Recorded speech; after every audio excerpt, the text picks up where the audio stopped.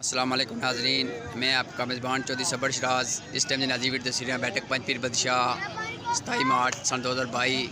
नाज़रीन आज बैल दौड़ना मेला शुरू है। इस टाइम तक सकते माशाल्लाह चौधरी साहब